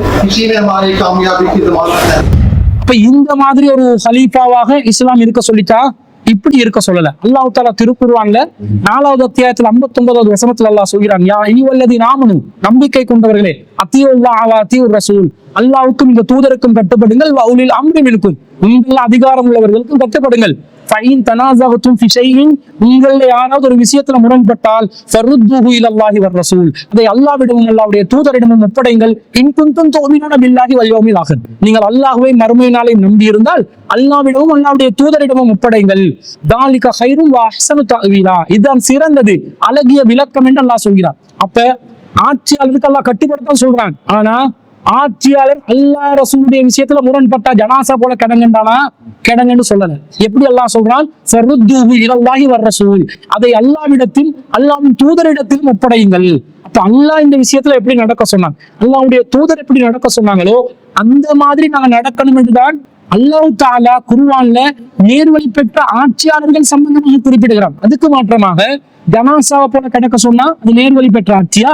அது வழிகட்ட ஆட்சி, அது குஃப்ரியத்தான் ஆட்சி. ஜனாசா புரட்டுற மாதிரி கண்மூடித்தனமாக பின்பற்றக்கூடிய ஒரு மக்கள் கூட்டத்தை உருவாக்குவதற்காக கண்ட உதாரணங்களையும் ஆதாரமாக காட்டி பேசுவதை இஸ்லாத்தின் ஆதாரமாக எடுக்க முடியாது. மேலும் புகாரியில 7144வது செய்தியில நபிகள் நாயகம் ஸல்லல்லாஹு அலைஹி வஸல்லம் சொல்றாங்க, அஸ்ஸமு வத்தாஅத்து ஹக்குன், செவிமடுப்பதும் அதே போன்று கட்டுப்படுதலும் என்பது சத்தியம், அது கடமை, அது நிலைநிறுத்தப்பட வேண்டும். மாலம் உமர் பில் மஈசத்தி, ஆனா மார்க்கத்துக்கு மாற்றமான காரியங்களில் கட்டுப்படுதல் என்பதும் செவிமடுத்தல் என்பதும் கிடையாது. யாராவது ஒருவர் மார்க்கத்துக்கு முரணான ஒன்றை உங்களுக்கு ஏவினால் கட்டுப்படுதலும் கிடையாது, செய்மடுத்தலும் கிடையாது என்ற செய்தியை அப்துல்லா பின் அம்ர் ரலியல்லாஹு அன்ஹு அறிவிக்கிறாங்க, ரசூல் ஸல்லல்லாஹு அலைஹி வஸல்லம் அவர்கள் சொன்னதாக. அப்ப இதுல இருந்து என்ன விளங்குது? கட்டுப்படுதல் செய்மடுத்துதல் என்பது மார்க்கத்துக்கு உட்பட்ட காரியங்கள், அல்லாஹ் ரசூலுக்கு மாற்றம் செய்யற காரியத்துல இல்ல. அப்படிதான் குர்ஆன் வசனமும் சொல்லுது, இந்த ஹதீஸும் சொல்லுது. இன்னும் சொல்ல போனால் பாவமான காரியங்களை கட்டுப்படுதல் கிடையாது என்று புகாரில 4340வது செய்தியில் அலி ரலியல்லாஹு அன்ஹு அறிவிக்கிறாங்க, அத்தாஅத்து ஃபில் மஅரூஃப், கட்டுப்படுதல் என்பது நன்மையான காரியங்களில் தான், முரணான காரியங்களில் கட்டுப்படுதல் என்பது கிடையாது என்ற செய்தியை அலி ரலியல்லாஹு அன்ஹு அறிவிக்கிறாங்க. அப்ப இதுல இருந்து என்ன விளங்குதுன்னா, ஜனாசாவை போல ஹலீஃபா முன்னாடி கிடக்க முடியாது. அப்ப ஜனாசா முன்னாடி தக்லீதாக கண்மூடித்தனமாக பின்பற்றக்கூடிய ஒரு கூட்டத்தை உருவாக்குற காதியானி மதம் சரியான மதமா? காதியானி பிரிவு சரியான பிரிவா? அது வழிகேட்டின் உச்சத்தில் இருக்கக்கூடிய ஒரு பிரிவு என்பதை நாங்கள் விளங்க வேண்டும். இன்னும் சொல்ல போனால் இந்த மின்ஹாஜுன் நுபுவா நபி ஸல்லல்லாஹு அலைஹி வஸல்லம் காலத்துல ஏற்பட்டுச்சு. அதற்கு பிறகு மீண்டும் ஒரு மின்ஹாஜுன் நுபுவா கியாமத் நாள் நெருங்கும் போது ஏற்படும் என்று குறித்த ஹதீஸ் சொல்கிறது. எப்படி சொல்லுது? நபிகள் நாயகம் ஸல்லல்லாஹு அலைஹி வஸல்லம் இறுதியாக முதல்ல நுபுவத் வருது, பிறகு மின்ஹாஜுன் நுபுவால நபித்துவத்தின் ஒளியின் கீழ் ஒரு ஹிலாஃபத் நடக்குது, அது சஹாபாக்கள் செஞ்ச ஹிலாஃபத். அதற்கு பிறகு மன்னராட்சி நடைபெறும், அதுல நல்ல ஒரு மன்னர் ஆட்சி செய்வார். பிறகு மன்னராட்சி நடைபெறும், கெட்ட மன்னர்கள் அடக்கி ஆளக்கூடிய ஜப்ரியத்தானவர்கள் அதுல ஆட்சி செய்வார்கள். பிறகு நபி ஸல்லல்லாஹு அலைஹி வஸல்லம் ஹிலாஃபா நடக்கும், மின்ஹாஜுன் நுபுவால நடக்கும். அது எதிர்காலத்துல கியாமத் நாள்ல நிலை பெறக்கூடிய ஒரு ஆட்சியாக இருக்கும், அது ஹிலாஃபத்தா இருக்கும். ஹிலாஃபத் என்றா ஆட்சி அதிகாரம் செலுத்தக்கூடிய ஒன்றா இருக்கும். அந்த ஹிலாஃபத் நபி வழி அடிப்படையில் ஹிலாஃபத்தை செய்யும் என்று வருது. ஏண்டா ஹிலாஃபத் என்பது அல்லாவின் ஹலீஃபா என்பது அல்லாவின் பிரதிநிதியும் அல்ல. யாருடைய பிரதிநிதி என்றால் அது ரசூலுல்லாஹ்வின் பிரதிநிதி என்பதை நாங்கள் புரிந்து கொள்ள வேண்டும். அஹ்மதுல் 56வது செய்தியில் அபூ முலைக்கா என்பவர் அறிவிக்கிறார், அபூபக்கர் ரலியல்லாஹு அன்ஹு அவர்களிடம் அபூ முலைக்கா அவர்கள் கேட்கிறார்கள், யா ஹலீஃபத் அல்லாஹ், அல்லாவின் ஹலீஃபா என்று அழைக்கிறார்கள், விழிக்கிறார்கள். அப்ப அவர் சொல்கிறார், அபூபக்கர் அவர்கள், ஆனா ஹலீஃபத்து ரசூலில்லாஹ், நான் அல்லாஹ்வின் தூதருடைய ஹலீஃபா ஸல்லல்லாஹு அலைஹி வஸல்லம், வஅன ராலின் பிஹி வஅன ராலின் பிஹி வஅன ராலின் பிஹி, அதுதான் நான் திருப்தி அடைகிறேன், அதுதான் நான் திருப்தி அடைகிறேன், அதுதான் நான் திருப்தி அடைகிறேன் என்று சொல்கிறார். அல்லாஹ்வின் ஹலீஃபாவாக இருக்க யாருக்கு முடியாது. ஒருவர் இல்லாத நேரத்துல இன்னொருவர் பிரதிநிதியாக இருக்க முடியும், இருக்கும்போது பிரதிநிதியாக இருக்க முடியாது. அப்ப அல்லாஹ் எப்பயாவது இல்லாம போனாதான் நாங்க பிரதிநிதியாக முடியும். அல்லாஹ் இல்லாம போவானா? இல்லாம போக மாட்டான் என்றால் அல்லாவுக்கு யாரும் பிரதிநிதியாக முடியாது. ஹலீஃபாண்டா ஹலீஃபத்து ரசூலில்லாஹ், ரசூலுல்லாஹ்வுடைய ஹலீஃபாவாக இருக்கிறார். ரசூலுல்லாஹ்வுடைய ஹலீஃபாண்டா ரசூலுல்லாஹ் ஆட்சி செய்த நபி வழியின்படி ஆட்சி செய்யக்கூடிய ஒரு நிலை. அதான் மின்ஹாஜுன் நுபுவா, அதான் சஹாபாக்கள் செஞ்சாங்க. எதிர்காலத்துல கியாமத் நாள் நெருங்கும் பொழுது ஒரு நபி வழி அடிப்படையில நுபுவத்தின் அடிப்படையில நிலை பெறக்கூடிய ஒரு ஆட்சி நிலவும் என்று ரசூல் ஸல்லல்லாஹு அலைஹி சொன்னாங்க. இப்ப இந்த காதியானிகள் செய்யக்கூடிய அந்த யூகேல இருக்கக்கூடிய அவர்களுடைய தலைமையகம் ஒரு ஹிலாஃபத்தா, அது ஒரு ஆட்சியா? அது மின்ஹாஜுன் நுபுவா, ஜனாசா போல இருக்க சொன்னா மின்ஹாஜுன் நுபுவா. காதியானி மக்கள், அப்பாவி மக்கள் இருக்கிறாங்க, அதுல பல பேர் எனக்கு தெரியும், தனிப்பட்ட முறையில் அறிந்தும் இருக்கிறேன். ஆனா அவர்களுடைய அந்த அப்பாவித்தனம் இந்த மார்க்கத்துல அவங்க நேர்வழி இருக்கிறதுக்கு ஆதாரமாகாது. அவர்கள் வழிகேட்டின் உச்சத்தில் இருக்கிறார்கள். அந்த குஃப்ரியத்தான கொள்கையிலிருந்து விடுபட வேண்டும். புகாரி என்ன சொல்லுது, முஸ்லிம் என்ன சொல்லுது, திருமிதி என்ன சொல்லுது, நசாயி என்ன சொல்லுது, ஹதீஸ் கிரந்தங்கள் என்ன சொல்லுது, எந்த செய்தியும் அவர்களுக்கு தெரியாது. அப்பாவித்தனமாக அவர்கள் சிக்கி கிடக்கிறார்கள். ஆனால் அந்த அப்பாவித்தனத்திலிருந்து அவர்கள் விடுபட்டு காதியானி மதத்திலிருந்து அவர்கள் இஸ்திக்பார் செய்து கலிமாவை ஏற்றுக்கொண்டு அவர்கள் முஹம்மது ரசூலுல்லாஹ்வை இறுதி நபித்துவத்தை உறுதியாக ஏற்றுக்கொள்ள வேண்டும். இதற்கு மாற்று கருத்து காதியானி மதம் சொல்லும் என்று சொன்னால் அவர்களுடைய நாங்கள் பகிரங்கமாக விவாதத்திற்கு தயாராக இருக்கிறோம். பகிரங்க மேடையில உங்களுடைய அந்த சிந்தனை சித்தாந்தங்கள் எல்லாம் வழிகேடு என்பதை தோலுறுத்தி காட்டுவதற்கு நாங்கள் தயாராக இருக்கிறோம். மாளிகாவத்தை சேர்ந்த சகோதரர் நின்னம் அவர்கள் ஒரு கேள்வி கேட்கிறாங்க, பெண்களுக்கு கத்னா உண்டா, தெளிவான விளக்கம் தரவும் என்று கேட்கிறார். அப்ப என்ன கேள்வின்னா, பெண்களுக்கு கத்னா இருக்குதா என்ற மாதிரி ஒரு கேள்வி கேட்கிறாங்க. நம் சமூகத்துல சில பேர் அறிவின்மையால் பெண்களுக்கும் கத்னா என்று சொல்லக்கூடிய ஒரு காரியத்தை செய்கிறார்கள். அதாவது பெண்களுடைய அந்த இல்லற இன்பத்தை குறைப்பதற்கான ஒரு வழியாக அவருடைய பால் உறுப்புல இன்பத்தை உணரும் பகுதியில ஒரு முனைய அவங்க வெட்டுறாங்க, சிதைக்கிறாங்க. இதனூடாக பெண்கள் கத்னா செய்து நபி வழியை நிலைநிறுத்துகிறார்கள் என்று அவர்கள் கருதுகிறார்கள். ஆனா இறைவன் அளித்த மிகப்பெரிய ஒரு பாக்கியமாக கருதக்கூடிய அந்த இல்லற இன்பத்தை முழுமையாக பெண்கள் அடைய முடியாதவாறு ஒரு துர்ப்பாக்கியமான நிலை இந்த பெண்களுக்கு செய்யப்படுகின்ற கத்னா மூலம் ஏற்படுகிறது. இஸ்லாமிய மார்க்கம் இதை ஒருபோதும் ஆதரிக்கவில்லை.